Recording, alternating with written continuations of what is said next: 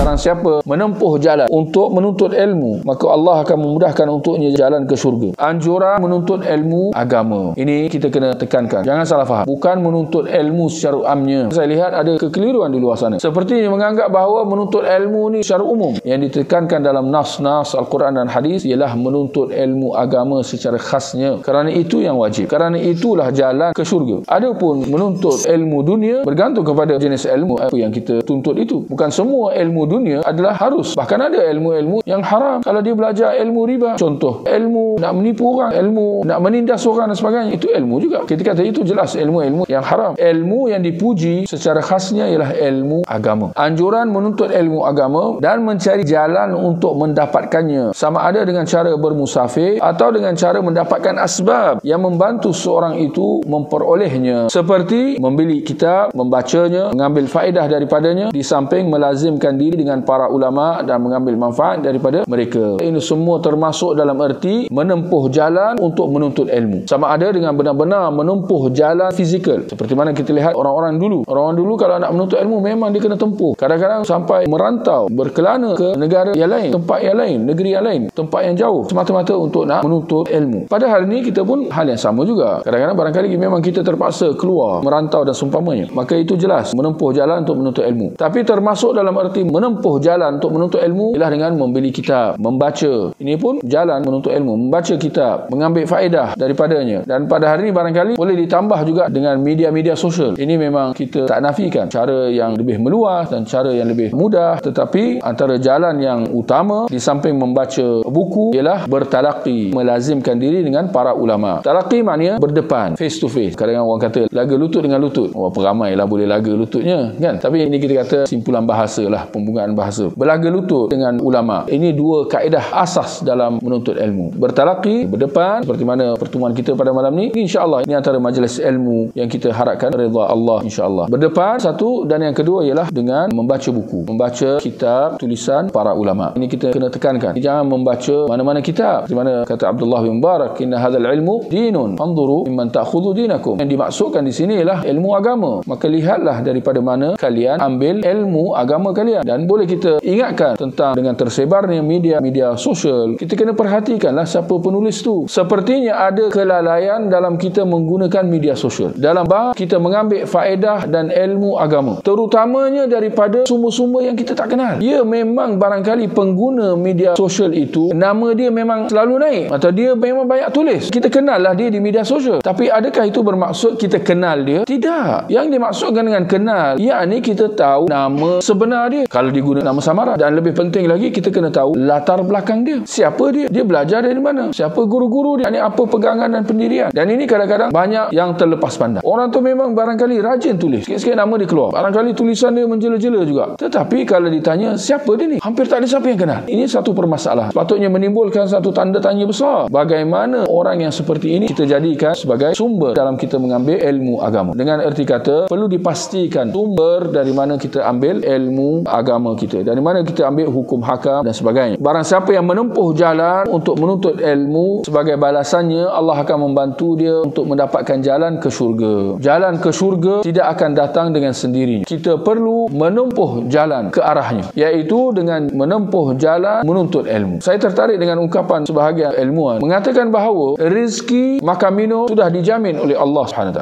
Masing-masing telah ditetapkan rezekinya masing-masing. Yakni dia tidak perlu khawatir. Adapun ilmu, maka anda perlu gigih berusaha untuk mendapatkannya. Seperti dia membezakan, ada sudut benarnya. Menuntut ilmu memang kena berusaha, perlu gigih untuk mendapatkannya. Dan barang siapa yang menempuh jalan menuntut ilmu itu, maka Allah akan bantu dia untuk mendapatkan jalan menuju ke syurga.